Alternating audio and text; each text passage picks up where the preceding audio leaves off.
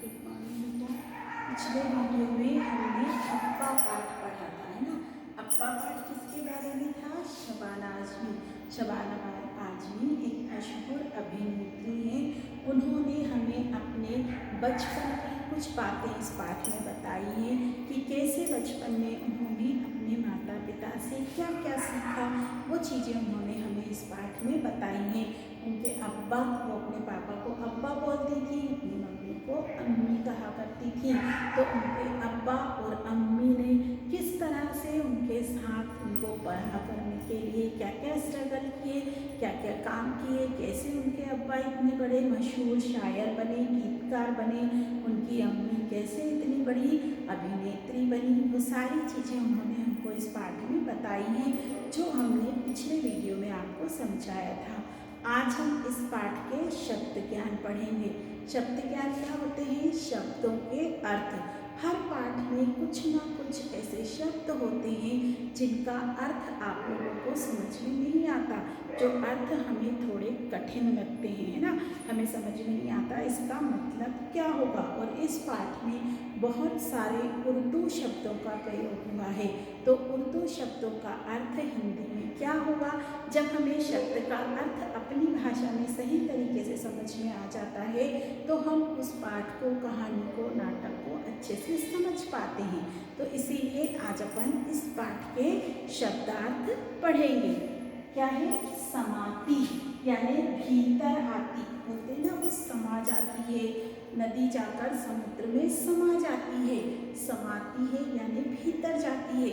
नदी बहुत दूर से चलती हुई आती है और आकर समुद्र में मिल जाती है ना। तो समाती का मतलब होता है भीतर आती है, उतरती। तजुर्बे, तजुर्बे भी क्या है? उर्दू शब्द है। उसका अर्थ होता है अनुभव। उनके पिताजी को क्या अनुभव था? वो अनुभव, उनको तजुर्बा क्या था? तो इसमें उन्होंने तजुर्बे शब्द का प्रयोग करा है, जो एक उर्दू शब्द है, फारसी भाषा से लिया गया है। तो उसका मतलब होगा अनुभव। मुझे बहुत बोलने का अनुभव है, मुझे इस काम का अनुभव है, जो भी हम बोलते हैं। तो तजुर्बे का मतलब होता है अनुभव। दाखिला यानी प्रवेश। उन्होंने उस पाठ में बोला है कि उन्हें जिस स्कूल में दाखिला चाहिए था, उस स्कूल की एक शर्त थी कि वहाँ उसी बच्चे को एडमिशन दिया जाएगा जिसके माता पिता को अंग्रेजी बोलना आती है। तो उन्होंने वहाँ किस शब्द का प्रयोग करा है एडमिशन की जगह पर? दाखिले का, कि उस स्कूल में उन्हीं बच्चों को दाखिला मिलेगा जिनके माता पिता को अंग्रेजी बोलना आती है। तो दाखिला का मतलब होता है प्रवेश। दाखिला का मतलब होता है प्रवेश करना, एडमिशन लेना या अंदर जाना कहीं पर भी। तले, तले का मतलब होता है नीचे, है ना। समुद्र के तले, कमरे के तले। तले मतलब होता है नीचे, किसी भी चीज का बहुत नीचे तले कहते हैं उसको। अंदाज, ये भी उर्दू शब्द है। अंदाज का मतलब होता है ढंग। सबका अपना अपना बात करने का अंदाज होता है। अंदाज का मतलब होता है ढंग। हर कोई अपने अपने ढंग से बात करता है। कोई बहुत प्यार से बोलता है, कोई बहुत गुस्से से बोलता है। सबका अपना अपना ढंग होता है, मतलब अंदाज होता है। अन्यथा, अन्यथा का मतलब होता है वरना, है ना। मुझे ये दे दो, अन्यथा मैं ऐसा कर दूंगा, वरना मैं ऐसा कर दूंगा, है ना। तो अन्यथा का मतलब होता है वरना। किसी भी काम के लिए हम जब अन्यथा शब्द का प्रयोग करते हैं तो उसका अर्थ होगा वरना। फिजूल, है ना, बहुत फिजूल खर्च करते हैं। तो फिजूल का मतलब क्या होता है? बेकार। किसी भी चीज को बेकार निकल जाने देना, उसका फिजूल खर्च करना, मतलब पैसों को बेकार में खर्च करना। जहाँ उनकी ज़रूरत नहीं है वहाँ उन पैसों का उपयोग करना, मतलब फिजूल यानी बेकार। है लफ्ज़, लफ्ज़ का मतलब होता है शब्द, है ना। उनके जो लफ्ज़ होते थे, उन्होंने कहा कि गीत में वो जो लफ्ज़ लिखते थे, मतलब वो जो शब्द लिखते थे, लफ्ज़ का मतलब होता है शब्द। यहाँ पर पूरे शब्द अर्थ नहीं लिखे हैं, आपकी बुक में है, हम उसमें से समझाते हैं। मुमकिन, मुमकिन का मतलब क्या होता है? संभव, है ना। किसी भी चीज़ का मुमकिन होना। उनकी माँ को एक बहुत बड़े ड्रामे में रोल मिला था, यदि हम सब परिवार वाले मिलकर उनका साथ दें तो मुमकिन है कि उन्हें बेस्ट एक्ट्रेस का खिताब मिल जाए, इनाम मिल जाए। मतलब हो सकता है, ये संभव हो सकता है कि उनकी माँ अच्छे से प्रैक्टिस करें तो उन्हें बेस्ट एक्ट्रेस का सबसे अच्छी अभिनेत्री का पुरस्कार मिल जाए। फिर प्रशंसा। प्रशंसा का मतलब होता है तारीफ करना।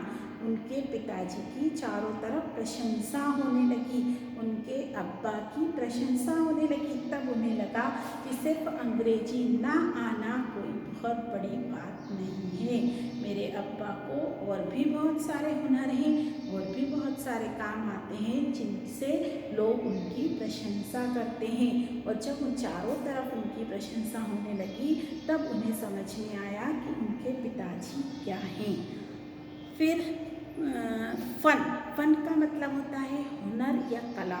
उनके पिताजी में कौन सा फन था? शायरी लिखने का, गीत लिखने का। मतलब उनके पिताजी में ये गुण था, उनके अंदर ये कला थी कि वो पूरा टाइम ऐसे ही निकाल देते। उनको 10 दिन का टाइम दिया है फिल्म वालों ने कि 10 दिन में आप हमें एक गाना लिख के दे दीजिए, तो वो 9 दिन ऐसे ही निकाल देते थे और 10वें दिन बैठकर वो पूरा गाना लिख लेते थे। ये उनका हुनर था, ये उनका फन था। उनके अंदर कला थी कि वो गाने को बहुत जल्दी लिख लेते थे क्योंकि बहुत बड़े शायर हैं। फिर मुहावरे हैं, पैरों तले से जमीन निकलना। एक मुहावरा है, पैरों तले से जमीन निकलना। जब उनकी वाइस प्रिंसिपल ने उन्हें ऑफिस में बुलाया और उनसे पूछा कि जो एडमिशन करवाने तुम्हारे माँ बाप आए थे, पिताजी आए थे, और जब कल मैंने उन्हें मुशायरे में देखा तो उन दोनों में बहुत अंतर था। जैसे ही प्रिंसिपल ने, वाइस प्रिंसिपल ने उनसे बोला, उनके पैरों तले जमीन खिसक गई। मतलब क्या है? एकदम घबरा जाना। वो बहुत तेज घबरा गई। उन्हें लगा अब मेरी चोरी पकड़ी जाएगी क्योंकि नाम तो बिल्कुल वही लिखवाया था। इसलिए मुशायरे में सबको पता था कि इनके पिता एक मशहूर शायर हैं। तो जब उनकी वाइस प्रिंसिपल मुशायरे में गई और उनके पिताजी का नाम लिया गया और जब वो शायरी बोलने आए तो वो उन्हें बिल्कुल अलग लगे जो उनकी पेरेंट्स मीटिंग में आते थे और उनके स्कूल में एडमिशन करवाने आए थे। इसलिए उन्होंने पूछा कि वो दोनों इतने अलग क्यों हैं। तब उनके पैरों तले जमीन खिसक गई, यानी वो एकदम घबरा गई।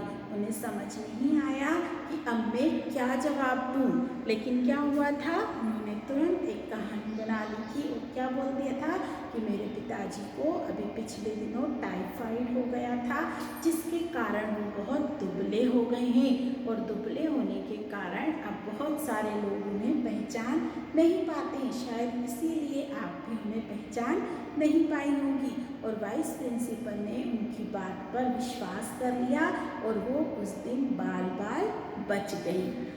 फिर बाल बाल बचना, दुर्घटना या संकट से बचना, है ना।